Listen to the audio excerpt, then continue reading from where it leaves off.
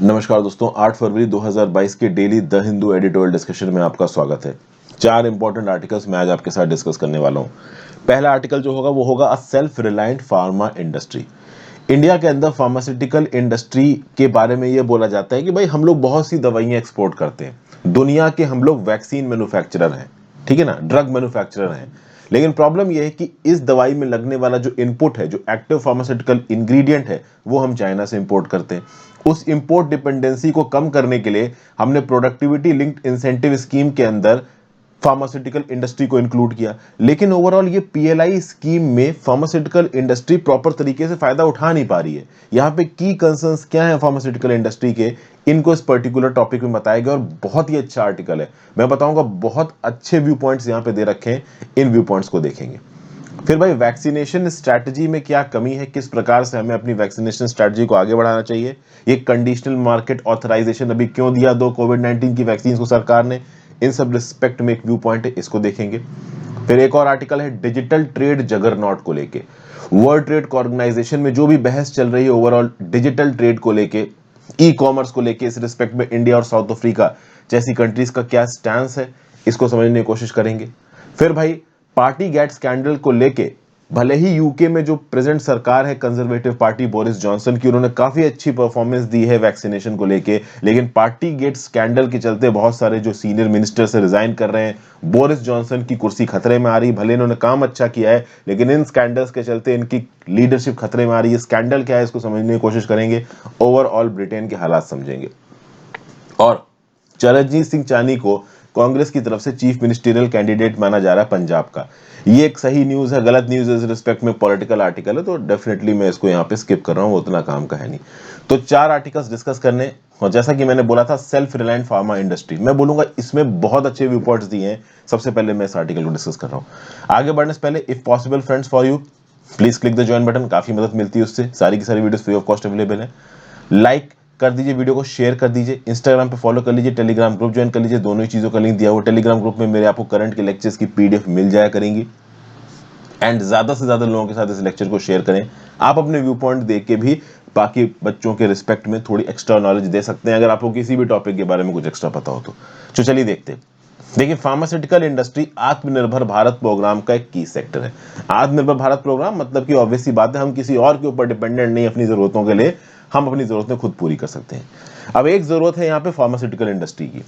Pharmaceutical industry sector के लिए productivity linked incentive scheme या फिर प्रोडक्शन लिंक्ड इंसेंटिव स्कीम का फेज 1 में क्या किया गया कि भाई जो एपीआईज है, एक्टिव फार्मास्यूटिकल इंग्रेडिएंट्स या फिर ड्रग इंटरमीडिएट्स या फिर की स्टार्टिंग मटेरियल, आप कह सकते हो दवाई में बनने वाले, जो दवाई में लगने वाले जो इनपुट्स होते हैं उनको ये नाम दिए जाते हैं एपीआई, डीआई और केएसएम।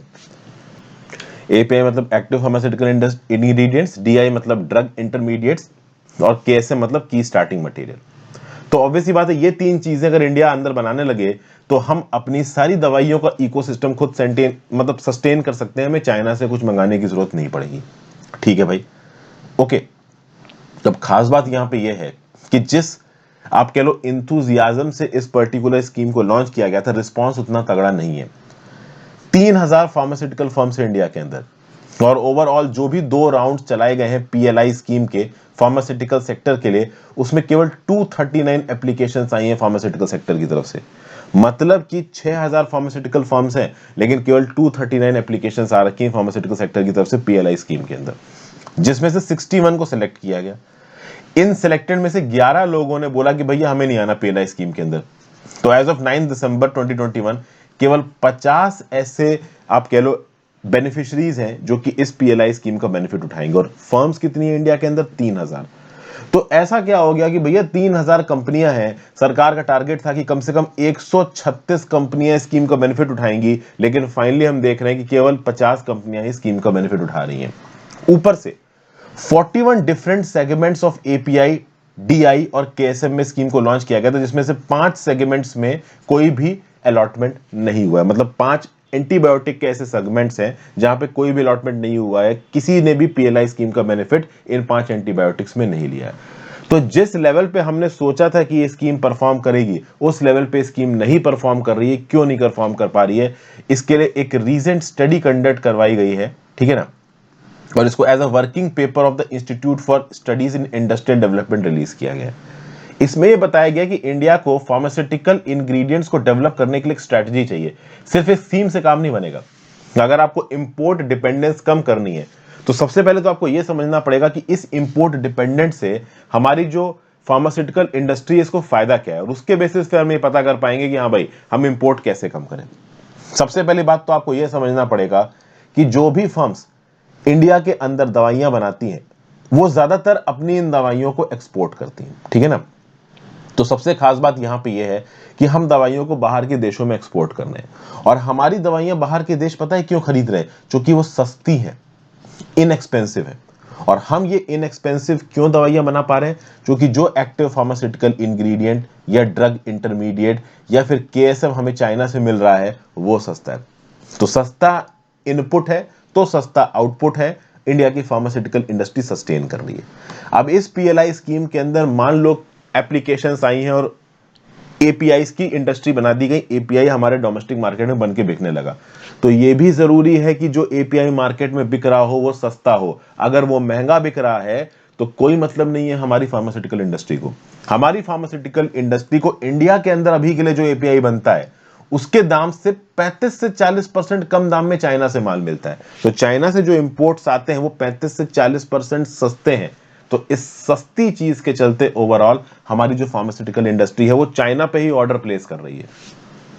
तो सबसे पहली स्ट्रैटेजी यहां पे सरकार की क्या होनी चाहिए कि भैया आप डोमेस्टिक प्रोडक्शन बढ़वा रहे हो, अच्छी बात है, लेकिन आप इस बात को इंश्योर करो कि बाद में जब ये एपीआईज बन के मार्केट में बिके डोमेस्टिकली प्रोड्यूस्ड तो उनके दाम कम हो, कम से कम उतने तो हो जितने से चाइना से आने वाले माल के हैं। अगर चाइना से आने वाले माल के दाम कम रहे तो इंडिया में अगर आप प्रोड्यूस कर भी देते हो एपीआई कोई खरीदेगा नहीं। दूसरा, इंपोर्ट डिपेंडेंस को कम करने के लिए हमें टेक्नोलॉजी की जरूरत है। जो चाइनीज प्रोड्यूसर्स हैं वो स्केल ऑफ ऑपरेशंस पे काम करते हैं। वो अपना पूरा इंफ्रास्ट्रक्चर सेटअप कर चुके हैं, अपनी टेक्नोलॉजी डेवलप कर चुके हैं, इतने बड़े मैसिव स्केल पे वो एपीआई बनाते हैं कि वो बहुत चीजों को सस्ती बेच पाते हैं। उनकी टेक्नोलॉजी भी जबरदस्त है। अब हमें अगर इंपोर्ट डिपेंडेंस कम करनी है चाइना के ऊपर with respect to APIs, DI and KSM, तो हमें अपनी टेक्नोलॉजी डेवलप करनी पड़ेगी। और इस रिस्पेक्ट में टेक्नोलॉजी के कंटेक्स्ट में कोई भी यहां पे स्कीम में आप कह लो रेलेवेंट पॉइंट इंक्लूड नहीं किया गया है। तो प्रोडक्शन लिंक्ड इंसेंटिव स्कीम में टेक्नोलॉजी कंपोनेंट मिसिंग है, जिसके चलते ओवरऑल वो टेक्नोलॉजी जिससे चाइना अपने एपीआईज बनाता है वो हमारे पास नहीं है, और इसलिए हम उस स्केल ऑफ ऑपरेशन पे काम नहीं कर पा रहे। तीसरा, ये जो स्कीम है वो नई मैन्युफैक्चरिंग फैसिलिटीज बनाने की बात कर रहा है, और ये सही नहीं है बिजनेस कंटेक्स्ट से, क्योंकि बहुत सारी ऐसी इंडस्ट्रीज है जिनके पास आइडल कैपेसिटी है। अब इसका क्या मतलब हो गया? इसका मतलब ये है कि पहले इंडिया में अंदर कुछ ऐसी फार्मास्यूटिकल इंडस्ट्री थी जो खुद एपीआईज बनाती थी, जो खुद बल्क ड्रग्स बनाती थी, ड्रग इंटरमीडिएट्स बनाती थी, केएसएम बनाती थी। लेकिन जब उनको ये दिखा कि भाई चाइना से सस्ता माल आ रहा है तो उन्होंने बनाना बंद कर दिया। तो उनके पास कुछ आइडल कैपेसिटी पड़ी हुई है, उनके पास कुछ आइडल इंफ्रास्ट्रक्चर पड़ा हुआ है जिसमें एपीआई बनाया जा सकता है। उस आइडल इंफ्रास्ट्रक्चर को यूटिलाइज करने की जरूरत है, बट वो कंपोनेंट यहां पे पीएलआई में नहीं जुड़ा गया है। पीएलआई में नई मैन्युफैक्चरिंग फैसिलिटीज बनाने की बात की जा रही है, वो भी जरूरी है, लेकिन एग्जिस्टिंग कैपेसिटीज को इस्तेमाल करना भी जरूरी है बेटर रिस्पॉन्स के लिए, ऐसा ऑथर यहां पे बोल रहा है। ठीक है। प्लस इंडिया के अंदर अगर आप फार्मास्यूटिकल इंडस्ट्री की डेवलपमेंट की बात कर रहे हो तो फार्मास्यूटिकल इंडस्ट्री के डेवलपमेंट में बहुत सी रिसर्च एंड डेवलपमेंट लगती है। तो फार्मास्यूटिकल इंडस्ट्री की ट्रेड को बढ़ाने के लिए इसको साइंस और टेक्नोलॉजी पॉलिसी से जोड़ना जरूरी है। तो भैया साइंस के अंदर रिसर्च एंड डेवलपमेंट में ज्यादा पैसा एलोकेट करना ताकि बेटर लेवल के हम एपीआईज बना सकें, ज्यादा इनोवेशन कर सकें, इस प्रकार के स्टेप्स की जरूरत है। लेकिन सरकार ने क्या किया, बस पीएलआई स्कीम लागू कर दी है, इसको साइंस और टेक्नोलॉजी के साथ नहीं जोड़ा है, इसलिए ओवरऑल यहां पे फायदा नहीं मिल पा रहा है। एक और पॉइंट यहां पे बताया जा रहा है कि इंडिया में 3/4 75% फार्मास्यूटिकल प्रोडक्ट्स का प्रोडक्शन होता है माइक्रो, स्मॉल और मीडियम इंटरप्राइजेस के द्वारा। प्रॉब्लम यहां पे यह है कि इस पर्टिकुलर पीएलआई स्कीम से लग ये रहा है कि यहां पे सरकार बड़ी कंपनीज को टारगेट कर रही है, बड़े फार्मास्यूटिकल प्रोड्यूसर्स को टारगेट कर रही है, जबकि 75% आपका एक्सपोर्ट फार्मास्यूटिकल इंडस्ट्री का कहां से हो रहा है? एमएसएमई से हो रहा है। तो बेटर ये रहेगा कि हम स्केल ऑफ ऑपरेशंस पे एक बड़ी बेनिफिशियरी फर्म को देने की बजाय छोटे छोटे जो एमएसएमईज है ना, उनको भी एक्टिव फार्मास्यूटिकल इंग्रेडिएंट की प्रोडक्शन की सप्लाई लाइन में कैसे ना कैसे करके इंक्लूड करें। ठीक है ना। स्केल ऑफ ऑपरेशन जरूरी है, चाइना में स्केल ऑफ ऑपरेशंस पे काम होता है, लेकिन इस स्केल ऑफ ऑपरेशंस में एमएसएमईज का भी कह लो एक पार्टिसिपेशन बहुत ज्यादा जरूरी है, जो कि इंडिया के अंदर नहीं हो पा रहा है। उसके बाद देखिए 41 हेड्स में पीएलआई स्कीम फार्मास्यूटिकल इंडस्ट्री के लिए लॉन्च की गई थी, जिसमें से 5 हेड पे किसी ने भी बिडिंग नहीं की। ये पांचों की पांचों एंटीबायोटिक्स हैं। 5 में से 4 प्रोडक्ट्स कौन कौन से हैं? नियोमाइसिन, जेंटिमिसिन, टेट्रासाइक्लिन और क्लिंडामाइसिन। हमारी फार्मास्यूटिकल इंडस्ट्री का बोलना है कि वो जो प्रोडक्ट्स बनाते हैं इनमें इन 4 इनपुट्स की ज्यादा जरूरत पड़ती नहीं है, लेकिन ओवरऑल पब्लिक हेल्थ के कंटेक्स्ट में देखे जाए तो ये चारों एंटीबायोटिक बहुत ज्यादा जरूरी है। तो अगर किसी पर्टिकुलर हेड में प्राइवेट इंडस्ट्री रिस्पॉन्ड नहीं कर रही है तो सरकार की रिस्पॉन्सिबिलिटी बैठती है कि वहां पे पब्लिक सेक्टर इंटरप्राइजेस को इन्वॉल्व किया जाए। होता है ना कि हिस्टोरिकली भी ये हुआ था कि भाई जहां पे प्राइवेट सेक्टर इंडस्ट्रीज इन्वॉल्व नहीं है, इंटरेस्टेड नहीं है, वहां पे पब्लिक सेक्टर इंडस्ट्रीज को इनिशिएटिव लेना चाहिए, वो भी यहां पे नहीं हो रहा है। तो ये कुछ बड़े ही स्ट्रेटेजिक पॉइंट्स बता रखे हैं यहाँ पे ऑथर ने, और इन पॉइंट्स को आप अगर फार्मास्यूटिकल इंडस्ट्री से रिलेटेड कोई क्वेश्चन आता है वहां पे कोट कर सकते हो। कोट इस प्रकार से करना कि सरकार की बुराई होती ना दिखे, कोट इस प्रकार से करना कि हाँ भाई इस स्कीम को और कैसे बेनिफिशियल बनाया जा सकता है वो आप लिखो। ओके, चलिए नेक्स्ट बात करते हैं। When the music stops despite the UK success in vaccination, Boris Johnson leadership is under scrutiny. देखिए पार्टी गैट स्कैंडल ब्रिटेन में जोर पकड़ रहा है, और अभी रिसेंटली क्या हुआ है कि प्राइम मिनिस्टर बोरिस जॉनसन के 5 बड़े करीबी लोग रिजाइन कर चुके। कंजर्वेटिव पार्टी के बोरिस जॉनसन, इनकी लीडरशिप के ऊपर बहुत से इल्जाम लगाए जा रहे हैं। पार्टी गेट स्कैंडल क्या था? 2020 और 2021 में जब पूरे ब्रिटेन में कोरोना के चलते लॉकडाउन लगा हुआ था, तब ये जो सीनियर पार्लियामेंटेरियंस थे और रूलिंग पार्टी के मेंबर्स थे इंक्लूडिंग बोरिस जॉनसन, इनको पार्टी करते हुए देखा गया। तो घरों में लोगों के ऊपर ये आप कह लो कि ऑब्लिगेशन था कि 2 से ज्यादा लोग नहीं रह सकते एक बंद घर के अंदर भी, और यहाँ पे ये कैबिनेट के मेंबर्स और प्राइम मिनिस्टर ये सब ओपनली पार्टी करते हुए नजर आ रहे थे, कोविड-19 पैंडेमिक के प्रोटोकॉल्स करते हुए नजर आ रहे थे, पब्लिक गैदरिंग करते हुए नजर आ रहे थे। इसके चलते भाई पकड़ के खींच दिया गया। ब्रिटेन तो प्रॉपर डेमोक्रेसी है ना, तो इसके चलते यहाँ पे इनके लीडर्स की काफी मट्टी पलीत हुई है। अगर आप देखो तो बोरिस जॉनसन के ऑफिस के जो चीफ ऑफ स्टाफ है डैन रॉसपीले, पिछले हफ्ते आप कह लो रिजाइन करके चले गए, क्योंकि इनके ऊपर एक इंक्वायरी हो रही है कि उन्होंने बहुत सारी सोशल गैदरिंग्स को अटेंड किया 10 डाउनिंग स्ट्रीट पे, जहां पे ओवरऑल एडमिनिस्ट्रेशन और शायद प्राइम मिनिस्टर का घर भी है, देख लेना एक बार। तो टाइट लॉकडाउन रेगुलेशंस के अंदर चीजों को ना मानते हुए, पैंडेमिक रेगुलेशंस को ना मानते हुए, सीनियर कंजर्वेटिव पार्टी जिसकी सरकार है ब्रिटेन में, उसके मेंबर्स इधर उधर पार्टी करते हुए नजर आ रहे थे, और इनकी रिपोर्ट छप रही थी, फोटोग्राफें छप रही थी। इसलिए इनको इतना ज्यादा यहां पे क्रिटिसाइज किया गया है कि ओवरऑल इनका एडमिनिस्ट्रेशन मुश्किल हो गया है। मतलब कि अगर आप देखो तो ब्रिटेन के अंदर कोरोना का मैनेजमेंट नो डाउट बहुत अच्छा हुआ है, बहुत जबरदस्त मैनेजमेंट हुआ है, बहुत तेजी से वैक्सीनेशन हुई है ब्रिटेन के अंदर कोरोना की। उसके बावजूद भी यहां पे मिस्टर जॉनसन को पार्टी गेट स्कैंडल के लिए क्रिटिसाइज किया जा रहा है। मतलब अगर आप 100 अच्छे काम करो तो आपको याद नहीं करेंगे, एक गलत काम कर दो तो गड़बड़ हो जाएगी, और वही कुछ यहां पे हुआ है। तो कुल मिला के अगर इन सब चीजों के चलते प्राइम मिनिस्टर बोरिस जॉनसन को यहां पे रिजाइन करना पड़ गया, तो जो अच्छा काम किया इन्होंने कोरोना को रोकने के लिए उसको ना याद करके ये याद किया जाएगा कि हाँ भाई इन्होंने पार्टी गेट स्कैंडल किया था। और रिसेंटली अगर आप देखो तो जो सर ग्राहम ब्रैडी हैं, जो कि चेयर हैं of the 1922 committee of back bench MPs, अगर इनको 54 एमपीज लेटर सबमिट कर देते हैं कि भाई हम एक नो कॉन्फिडेंस मोशन मूव करना चाहते हैं बोरिस जॉनसन के अगेंस्ट, तो ऑफिशियली जो ब्रिटेन के हाउस ऑफ कॉमन्स है वहां पे वोटिंग पड़ सकती है कि हाँ भाई बोरिस जॉनसन हमारे लीडर अच्छे नहीं है, इनको इनकी कुर्सी से हटाओ। मतलब हालात इतने ज्यादा खराब हो सकते हैं। तो जो भी मिस्टर जॉनसन ने अपने ऑफिशियल रेजिडेंस 10 डाउनिंग स्ट्रीट में टाइम खर्च किया है, वहां पे उन्होंने कोरोना के लिए जो सच में अच्छा काम किया उसको ना याद करते हुए सिर्फ पार्टी गेट स्कैंडल को याद किया जाएगा, तो ये बड़ी एम्बैरेसिंग सिचुएशन हो जाएगी बोरिस जॉनसन के लिए, ऐसा यहां पे बताया जा रहा है। नेक्स्ट आर्टिकल चलते हैं। Notes for India as the digital trade juggernaut rolls on. देखिए हुआ ये कि 12th ministerial conference MC12 world trade organisation की, जो कि 30 नवंबर 2021 से 3 दिसंबर 2021 तक होने वाली थी, इसको कोविड-19 के चलते कैंसिल कर दिया गया। ठीक है भाई, तो ये हो नहीं पाई, तो ट्रेड के लिए अच्छी बात नहीं है, लेकिन फिर भी ट्रेड के लिए कुछ ना कुछ हो रहा है, बंद नहीं पड़ी ये चीजें। 14 दिसंबर को ऑस्ट्रेलिया, जापान और सिंगापुर, ये कौन है? ये को कन्वीनर्स हैं ज्वाइंट स्टेटमेंट इनिशिएटिव के। ज्वाइंट स्टेटमेंट इनिशिएटिव 70 से ज्यादा ऐसी कंट्रीज हैं जो कि WTO की मेंबर्स, उनका पार्टनरशिप है, और ये 70 से ज्यादा कंट्रीज दुनिया के 90% से ज्यादा ट्रेड के लिए रिस्पॉन्सिबल है।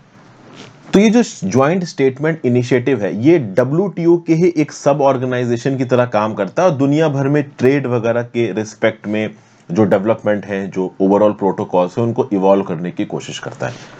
अब 14 दिसंबर को क्या हुआ कि ऑस्ट्रेलिया, जापान, सिंगापुर, ये तीनों को कन्वीनर है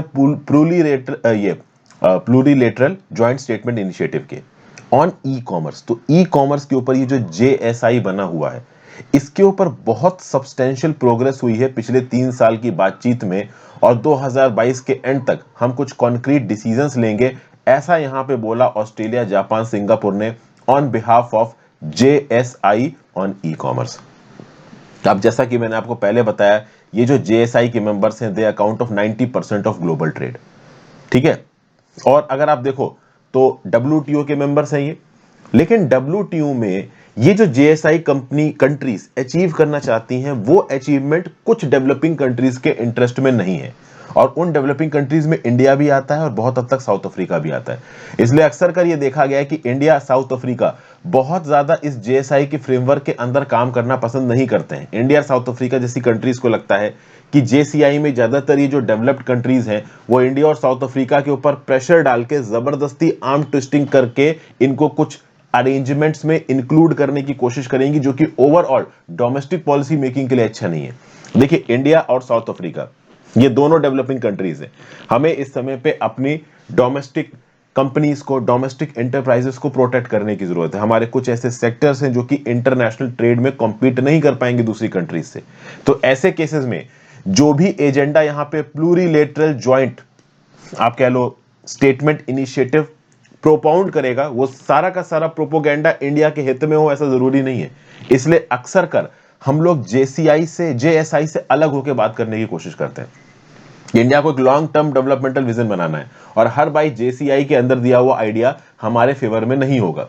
इसलिए हम लोग अक्सर कर JSI के अगेंस्ट बोलते नजर आते हैं, जबकि हम JSI के पार्ट है। ओके, WTO की बात की जाए तो WTO आया था प्ले में 1994 में। सेकंड मिनिस्ट्रियल कॉन्फ्रेंस जब हुई 1998 में, तब ओवरऑल ई कॉमर्स के रिस्पेक्ट के जो नियम है WTO के, वो इंप्लीमेंट होने शुरू हुए।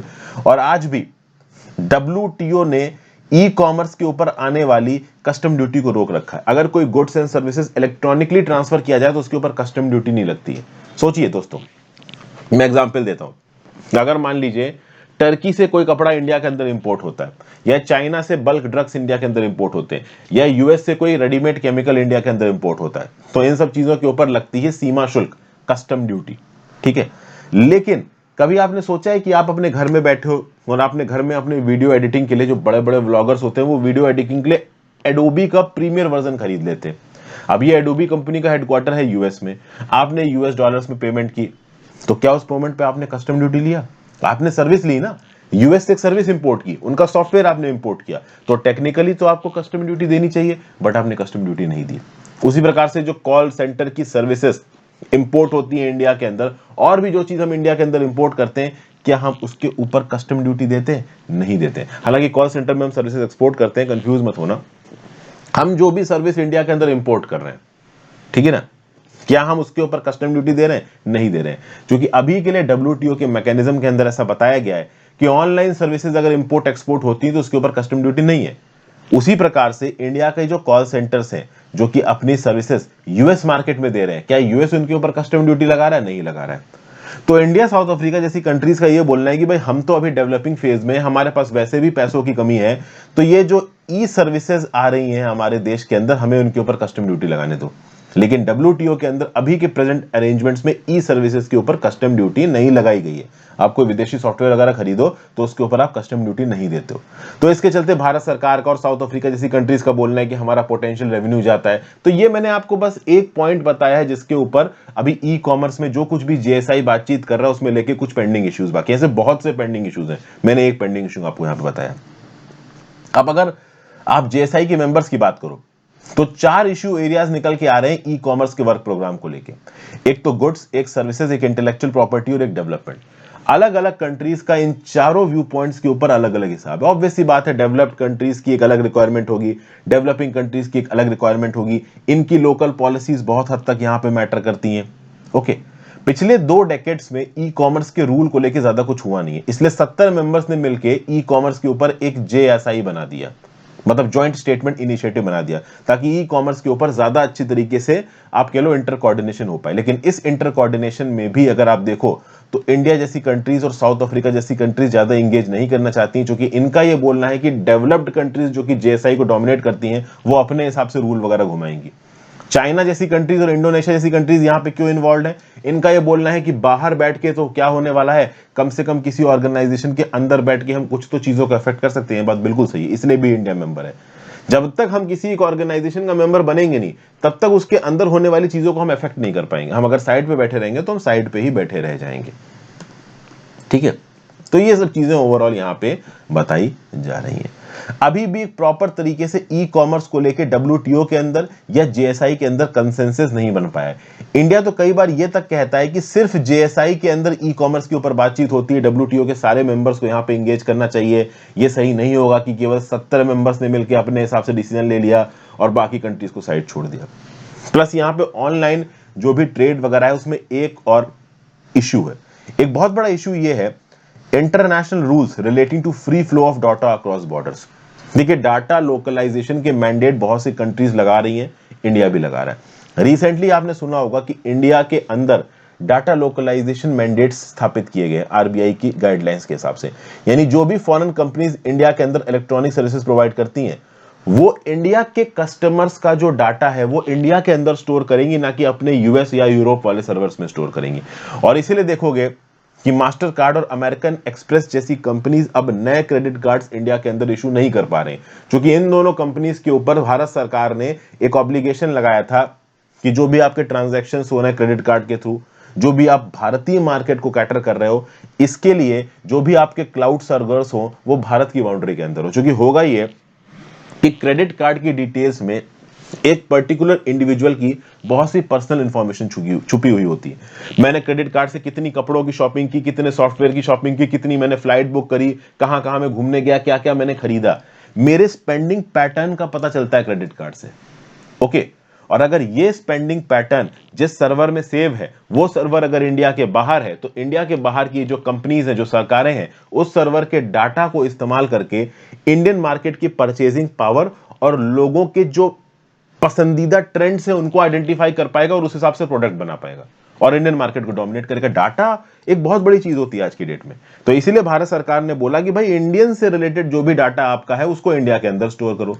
तो अब इस प्रकार की जब रिस्ट्रिक्शंस लगा दिए जाते हैं रिजर्व बैंक ऑफ इंडिया के द्वारा, हमारी भारत सरकार के द्वारा, तब बाहर की कंपनीज को लगता है कि भाई ये तो अननेसेसरी कॉम्प्लियंस कॉस्ट हमारी बढ़ रही है। क्योंकि नए डाटा क्लाउड सर्वर्स अगर वो इंडिया के अंदर स्थापित करेंगे तो ऑब्वियस सी बात है उनका खर्चा होगा, तो ये एक्स्ट्रा खर्चा वो करना नहीं चाहते।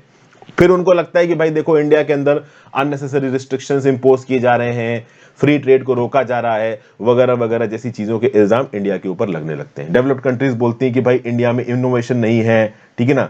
लेकिन डेवलपिंग कंट्रीज का भी पॉइंट सही है, इंडिया जैसी कंट्रीज का भी पॉइंट सही है कि भाई एल्गोरिथमिक ट्रांसपेरेंसी होनी चाहिए, फेयरनेस होनी चाहिए, इंडियंस का डाटा गलत प्रकार से इस्तेमाल ना हो रहा हो, इस बात के ऊपर क्लैरिटी होनी चाहिए। लेकिन ये क्लैरिटी लाने के लिए जो डाटा है उसकी unrestricted access in foreign companies के पास से चली जाएगी, ऊपर से इंडिया के अंदर सर्वर बनाने के लिए पैसा और खत्म करना पड़ेगा, तो ये करते नहीं है। इंडिया क्या बोलता है कि भाई हमारी तो डाटा सोवरेनिटी है, मतलब इंडियंस का डाटा कैसे इस्तेमाल होगा ये इंडियंस डिसाइड करेंगे। तो इन सब चीजों के चलते ओवरऑल इंटरनेशनली जो ई कॉमर्स ट्रेड है इसमें बहुत से इश्यूज उठ के आ रहे हैं। ओके, ये सब चीजें ओवरऑल देखो, आप गूगल पे के ऊपर, फोन पे के ऊपर अक्सर कई सवाल उठाया जाता है कि इंडिया के अंदर जो भी इनका यूजर बेस है, इनके स्पेंडिंग पैटर्न्स हैं, क्या ये डाटा अपनी पेरेंट कंपनी में या अपनी पेरेंट कंट्री में इस्तेमाल कर रहे हैं किसी दूसरे पर्पस के लिए। इन सब चीजों को लेकर अक्सर कर इन कंट्रीज के ऊपर आवाज उठती है। तो भाई ट्रेड को लेके, ठीक है ना, खासकर ई कॉमर्स में डिजिटल ट्रेड को लेके अभी भी चीजें इंटरनेशनल पार्लेंस में प्रॉपर तरीके से क्लियर नहीं हुई। उनके लिए बैठ के डब्ल्यूटीओ के अंदर प्रॉपर सॉल्यूशंस निकालने पड़ेंगे। लेट्स सी डब्ल्यूटीओ जैसे आगे आने वाले समय में क्या कर पाता है। और आज के अपने आखिरी आर्टिकल पे, a dose of science in the vaccination strategy, यहां पे क्या बताया जा रहा है। देखिए भाई, इंडियन गवर्नमेंट को 6 हफ्ते हो चुके हैं प्रिकॉशन डोज यानी कि थर्ड बूस्टर डोज को अनाउंस किए हुए। बीच में एक न्यूज निकल के आई थी, लगभग मैंने 15-20 दिन पहले इस न्यूज को आपके साथ डिस्कस भी किया था, 1 महीने पहले, कि 2 कोविड-19 वैक्सीन को कंडीशनल मार्केट ऑथराइजेशन मिल गया है। मतलब कोवैक्सीन को, कोविशील्ड को कंडीशनल मार्केट ऑथराइजेशन, मतलब कि अब प्राइवेट प्लेयर्स, प्राइवेट हॉस्पिटल्स खरीद के इनको हॉस्पिटल में रख सकते हैं और लोग अपनी मर्जी से जाके इनको लगवा सकते हैं। मतलब एक प्रकार से लोगों को यहां पे ये बोल दिया कि ठीक है, आप चाहो तो अपनी जेब से पैसा खत्म करके बूस्टर डोज लगवा लो। लेकिन ऑथर यहां पे बोल रहा है कि ये जो कंडीशनल मार्केट ऑथराइजेशन दिया गया है ना, ये लोगों के लिए नहीं दिया गया है, ये कंपनियों के लिए दिया गया है। समझिए यहां पे ऑथर क्या बोल रहा है। अभी भी सरकार ने पॉलिसी निकाल रखी है, प्रॉपर स्ट्रैटेजी निकाल रखी है। अगर आपको थर्ड बूस्टर डोज लगवानी है तो आपकी इतनी उम्र होनी चाहिए, आपको कोई कोमोर्बिडिटी होनी चाहिए, इस बेसिस पे जाके आप लगवा सकते हो। कोई भी मुंह उठा के अभी थर्ड बूस्टर डोज नहीं लगवा सकता है। आप किसी फॉरेन कंट्री में हो तो बात अलग है, बट इंडिया में अभी नहीं लगवा सकता। तो जब इंडिया में अभी कोई भी आदमी अपनी मर्जी के हिसाब से तीसरा बूस्टर डोज नहीं लगवा पा रहा है, तो ये कंडीशनल मार्केट ऑथराइजेशन देने का क्या ऑब्जेक्टिव था? तो ऑथर यहां पे बोल रहा है कि कंडीशनल मार्केट ऑथराइजेशन देने का ऑब्जेक्टिव ये था कि अब ओवरऑल ये जो कंपनीज है, पहले कंपनीज को जब तक इमरजेंसी यूज ऑथराइजेशन था तब तक कोविशील्ड और कोवैक्सीन बनाने वाली कंपनीज को हर 14 दिन पे अपना ड्रग एफिशिएंसी और सेफ्टी का डाटा देना होता था। अब चूंकि इन वैक्सीन को कंडीशनल मार्केट ऑथराइजेशन मिल गया है, तो इनको अब ये डाटा हर 6 महीने पे देना होगा। मतलब ओवरऑल इन वैक्सीन कंपनीज के लिए हालात अच्छे हों, इसीलिए यहां पे कंडीशनल मार्केट ऑथराइजेशन वाला स्टेप आया है। लोगों का इससे कोई भी लेना देना नहीं है, ऐसा ऑथर यहां पे बोल रहा है। फिर ऑथर ये बोल रहा है कि तीसरी ओमिक्रॉन की वेव बहुत तेजी से फैल रही है और 2022-23 के बजट में कोविड-19 की वैक्सीन के लिए सरकार ने 5,000 करोड़ रुपए एलोकेट किए। अब क्या ये 5,000 करोड़ रुपया कम होगा, ज्यादा होगा? अगर ठीक तरीके से देखा जाए तो 5,000 करोड़ में काम बन जाएगा। कैसे बन जाएगा, इसको मैं आपको समझाने की कोशिश करता हूं। पिछले ही साल सरकार ने 1,500 करोड़ रुपए पे करके एक नई वैक्सीन है जिसका नाम है कॉर्बेवैक्स, जो कि बायोलॉजिकली ई लिमिटेड की है। इसके 30 करोड़ शॉट्स खरीदने का, इसकी 30 करोड़ डोजेस खरीदने का कमिटमेंट कर लिया। मतलब पिछले फाइनेंशियल ईयर में ही सरकार ने 1,500 करोड़ रुपए की एडवांस पेमेंट करके कॉर्बेवैक्स नाम की 30 करोड़ दवाइयां खरीद ली हैं। उसके अलावा 5,000 करोड़ रुपए का आप कह लो इन्वेस्टमेंट इस साल में होगा वैक्सीन के ऊपर।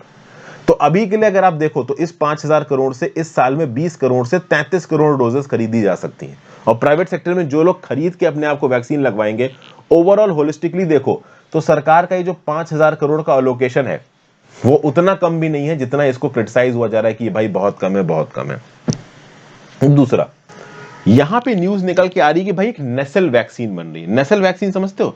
जैसे फॉर एग्जांपल अगर आपने विक्स वैपोरब का एक नेसल वो आता है कि उसको आपने अपनी नाक में डाला और ओवरऑल उसको सूंघा तो आपको अच्छा सा लगा। एक तो होता है रब आता है विक्स का, एक नेसल स्प्रे आता है विक्स का। उसी प्रकार से एक नेसल वैक्सीन बनाई जा रही है कोविड-19 की। ये कोविड-19 की नेसल वैक्सीन में आज की डेट में बड़ा इंटरेस्ट आ रहा है लोगों का। इसकी बहुत सी वजह है। पहली बात तो इस नेसल वैक्सीन को लगाने के लिए किसी प्रकार की नीडल, सुई या सिरिंज की जरूरत नहीं है। कोविड-19 की प्रेजेंट वैक्सीन को लगाने के लिए सिरिंज की जरूरत है, तो ज्यादा सिरिंज मतलब ज्यादा बायोमेडिकल वेस्ट।